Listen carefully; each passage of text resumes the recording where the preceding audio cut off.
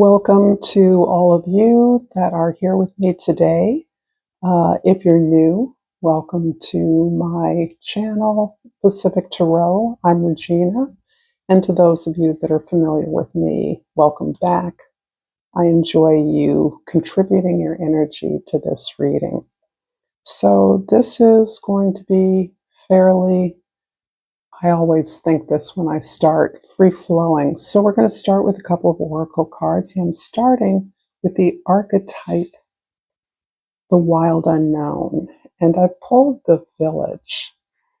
And the village I'm going to read from the guidebook because I think this is important in terms of where we live currently and where we have come from in ways that express our home. The village presents us with a conundrum. On one hand, it's the place that feels most like home, the place to which you can always return. Nostalgia and comfort draw us back. On the other hand, it's the very place you must leave in order to grow.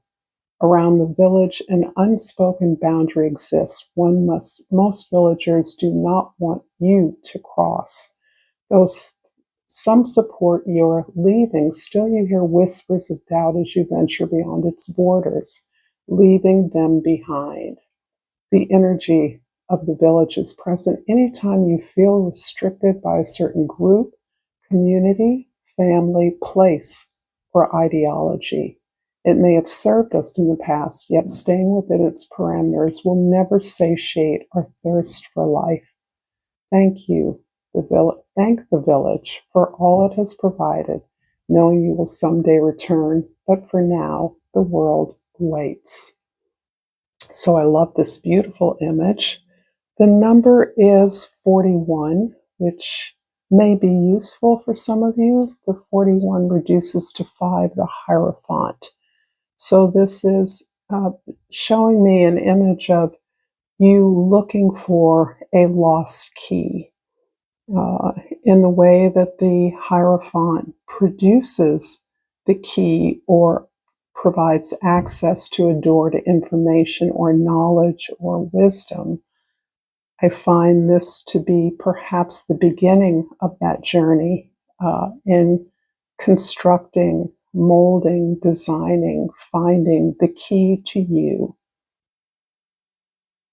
And from the crystal spirit, I pulled the U-Class, and I'm going to read, it's hard for me to decide. I think I'm going to read the prosperity message. Proven track records have value when it comes to building wealth and maintaining prosperity. But no nest egg is rock solid. No investment is a sure thing, and the flow of money can be unpredictable at times. U-Class Spirit is here to remind you to listen to your inner wisdom when considering where you invest your energy and attention. The truth is that until you let go of the old beliefs, that prosperity is for others, but not for you. You will feel uncomfortable when good opportunities and resources show up. Get in touch with your inner wisdom and you will cease to be distracted by fears that tempt you to say, "No, I can't," when actually you can. You really can. Your wisdom can guide you on returning to the natural state of abundance you long to find yourself in. So I want to acknowledge that I believe this is about survival for many of you. This is an acknowledgement that the many changes we've withstood, we've experienced as a part, particularly of the current political and social mood in this country, has harmed us, has disabled many of us, particularly those most vulnerable. And there's a way in which a spiritual life or spiritual aspirations don't protect us from that, no matter how much we want to believe they will or can. We still have to pay bills, we still have to pay rent, we still have to eat. And there's something here already telling me that you are trapped by some lane of activity, a lifestyle that you were born into that seems to want to prevent you from being liberated into a reality that more closely reflects your spiritual beliefs. So, one of the things that this also tells me is that in order to tune in and access the incredible wisdom, intuitive wisdom that you have at your disposal, it requires you to let go. And I know letting go is something that is often presented as though it is simple or easy to do. But as many of you do know, letting go involves the embodiment of beliefs we don't even know or are not entirely aware of that we carry. And so relaxing when you're in a state of scarcity, relaxing and recognizing or attending to the abundance you already have is quite a feat. It requires not just courage, but a real belief and faith that the universe is working for you, not against you. And so this is sort of the frame of, I believe, a question that is relevant for many who still struggle to make ends meet, but who are on the spiritual paths, not those that are presented in the media as successful, having embraced their true purpose. I know that that is a reality, and we want to see that because that encourages us. But I also want to acknowledge the many of you that are on your spiritual path that have truly been harmed or oppressed in some way, so that getting back to that sense of abundance or empowerment or being in some kind of flow with abundance in a way that liberates you is something that is quite a trick to do. It's hard to focus on that when you are up against a timeline or a deadline or some kind of crunch or pinch. So I'm going to start with the present. And I have the High Priestess and the Moon card. Whoa. Yeah, I actually feel, as I usually do, this is really clarifying about what is going on with you. When we sometimes come up against a place where we feel like we've hit a wall, right? We've been doing all this work to stay in alignment, to be in the flow of love and service. And we hit that wall, our worst fears, our subconscious fears come back. And that can be originated in the village, right? All the things you didn't do that others said you should have done. And this is going back to most likely family of origin. However, what's also coming through is that many of you have had lifetimes of service. They may have been marginal to a traditional village or a traditional home life. And what I'm thinking of is lives of those who were involved in some kind of institutional spirituality in a monastery or some kind of religious order that instructed either the elite or the ordinary people in some way. An itinerant teacher is something that comes to mind. But your life was not the traditional family. Your life may have been an institution where your roles and responsibilities were clearly outlined for you. So you didn't have to think about that. Not only that, your support was available to you without having to earn it. And so I am feeling this tension that the love that you bring into this life as a result of at least one or many lifetimes of loving service is being challenged by this lifetime of ordinary family relationships, relationships you may not have experienced much in the past, or you may not think of your family in this life as one that was traditional enough to have provided you with the kinds of support we associate with warm, cozy family or the hometown. In the past, the Lady of Staffs. I'm going to pull the future. The Lord of Cups, the King of Cups, and the Queen of Staffs. This is telling me about what you came in this life with, and what you came here to do, and what you came here to learn. That's what I'm getting from this energy. The Lord of the Lady or the Queen of Wands is telling me that you came in with an abundance of energy and spiritual insight, clarity even, the desire to organize with others around principles, a standard of morality, of doing the right thing is something you came in with, so that you may have been socially involved as a young person or in your life, even if you are an introvert, because this talks about habits and behaviors, I believe, of an introvert, if not an introvert, one who is in a very deep healing process. But you came with clarity. There's no doubt in your mind what is right and wrong. And for many of you, this may be a lifetime orientation or perspective you bring. And this is describing what you came here to learn. And this is feeling very much as though you came here to learn about how the love, the clarity, the illumination, the wisdom that you have brought with you can be applied in the mundane reality of our lives, far from sacred spaces, as a part of just the business of living, in many cases in a competitive way.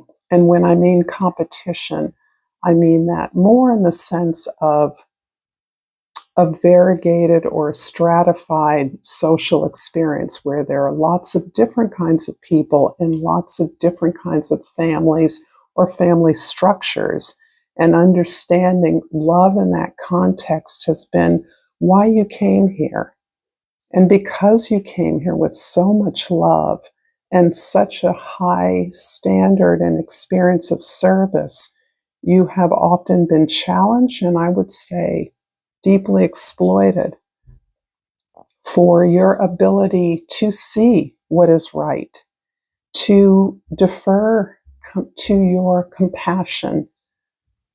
You may have been considered an oddball or an oddity because of your ability to rise above the fray or to not want to be involved in it at all. So I'm going to clarify these cards with another tarot deck, and I'll finish off with another oracle. But if this reading is resonating with you so far, please like this video, subscribe to my channel, Pacific Tarot, so that I can continue to do what I do. So let's start with the Queen of Wands. I'm going to call her that because that's what I think most people think, or brings up an image. And she's clarified by the Emperor and the Ten of Wands. And I'm also going to clarify the Moon and the High Priestess with the Six of Swords and the Five of Wands. Yeah, there's that competition again. And the Lord of Cups, or the King of Cups, with two cards, the Hermit and the Wheel of Fortune. Okay, so many of you must know that I have a Virgo on the midheaven because tidiness is a thing for me. Okay, let's sort of move up here. So in the past, the Queen of Wands is showing me, wow, you have taken a leadership role early in life. You may have identified with being in charge in some particular way, and I think you willingly took on the responsibilities of those in your family, quite likely those that were intended to be responsible for you. So you never saw yourself as lesser than or less equal to others in the family, even as a child. And I know this isn't the same for all of you, but I feel there's a strong spiritual core here that brought in a lot of experience, a lot of wisdom, a lot of authority from your past lives. However, because you believed so firmly in right, you committed. And although this is the Ten of Wands, what's coming through to me is you overcommitted your resources, your skills, your attention to taking care of others, taking responsibility for others. This may have been put on you. This may not have been self-selected. But because of your capability, you always have translated to people as being able, capable, not needing help, the one to go to for help. And this has at many times backfired on you, particularly if you were a child at this phase. And this may relate to a more recent time in your past, but you do not shirk from responsibilities. If you say you're going to do something, you will do it to the best of your ability. Does that mean you're perfect? No. But the ability to step up and be available for some shared labor is one of your strongest qualities. And I do suspect it's something you're trying to unlearn or balance out in this moment. So as we go to your present energy with the moon and the high priestess, both very powerfully intuitive, compassionate, resonant signs of your ability to feel what all people feel, to understand the needs of all people, and to understand your position, your particular position and relationship to those needs. That you're here for the advisement, for the support of those, of others, in fact. We have the Six of Swords and the Five of Wands. So I mentioned competition earlier on, and I think that's something that has flavored your present response to any situation you find yourself in. As you are recovering, you're aware that you have absorbed or embodied attitudes and behaviors that are not supportive of your health, your well-being, and that is in part being balanced out by your ability to jump into any situation in order to solve a problem. You may not enjoy solving problems on your own, and that may be a reflection of your current state, this sense of loneliness and isolation and trying to struggle to survive or struggle to make ends meet or to make it, period. But you are always willing to join in with others who share a purpose or a common problem to solve. And that, again, is, I believe, part of your wisdom that you brought with you, part of your purpose in moving forward to a place, not just of finding a solution, but of finding some acceptance for why things are the way they are. And I do want to kind of telescope out to the social conditions we're living in, because at one level, some of the chaos feels inevitable. And, but the cruelty or the deprivation that is being visited on individuals, including yourself, no matter how spiritually safe you may feel from the impact of certain kinds of social rules or roles or um, what's the word? Regulations, perhaps, that are being visited. You are uh, also struggling to separate those from your own experience of managing your own well being. So you understand you can't be of service to anyone if you're not well. And being stable in some way is important to you. But you also realize that whatever you do or don't have can still contribute to solving problems.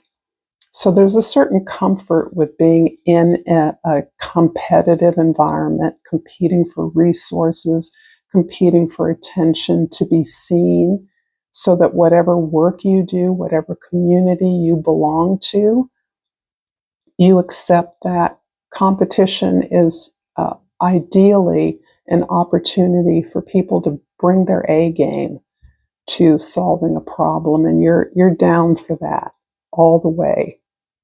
And that this solution can provide relief and recovery.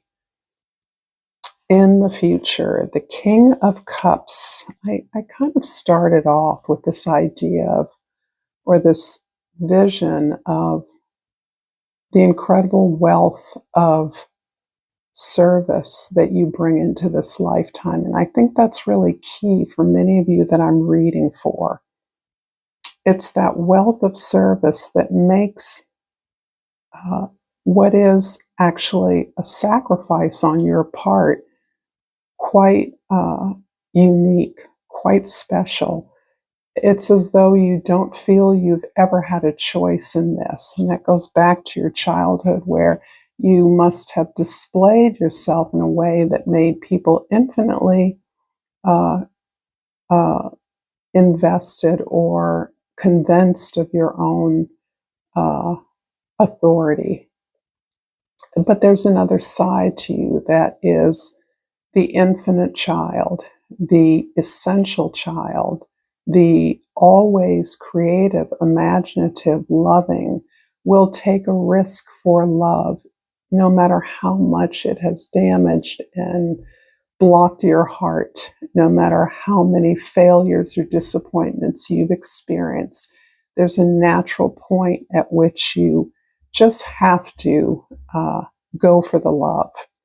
And the Hermit tells me that because of this ability, you've actually learned that you have to protect yourself. And that often means by creating really clear boundaries, limiting out your sacred space, uh, honoring your privacy, your alone time, your silence in a way that allows you to plumb that vast experience of service that you've had. And this service implies a certain amount of teaching, or at the very least, sharing what you know with others. But what you're transmitting is something that can't be found in books. And I actually think that your particular combination of skills, this incredible intuitive wisdom and foresight, combined with this deep acknowledgement of your subconscious needs, the circle of protection that you have around you, that has empowered you to go through incredibly challenging life circumstances without acquiring any superficial scars, by coming out clean. And for many of you, you may have marveled or even commented to others that there, for the grace of God, or however you term it, how did I survive that time I hitchhiked up to Canada with my best friend and we were wearing red dresses or something crazy like that. And what you can fill that in with whatever amazing or crazy thing you did, and you came out unscathed. You actually met friends. You actually found a safe ride home. Whatever happened, this is also showing me that the time for your skills is now. And you, through this healing process that you're engaged in, you are preparing yourself for the unique combination of the open-hearted willingness and compassion to love, and the awareness that whatever is happening now is going to change, and you're on the upswing of that change that you foresee in the world. You're a part of that. You're determined to be a part of that, holding the light when things seem dark for others. And this is eternal change, the change that happens and occurs in every era, in every location, in every culture, in every life. So I'm going to clarify or finish this reading off with, it's really a botanical inspiration. It's not really an oracle, but because I love flowers so much, wow, I'm going to take both of these. I never get either of these, and I use this deck a fair amount. The Trumpet Gentian, Power and Healing. To get what you love, you must first have to be patient with what you have. And the Magnolia, Nobility and Self-Esteem. There's nothing noble in being superior to your fellow humans. True mobility lies in being superior to your former self. Thank you so much for this message. I feel really overwhelmed in a loving way to have had you here to support me in this message. Know that whenever this message finds you, it is timeless. And I love your comments. I love your thoughts. And I appreciate all of you who express your gratitude. So until next time, namaste.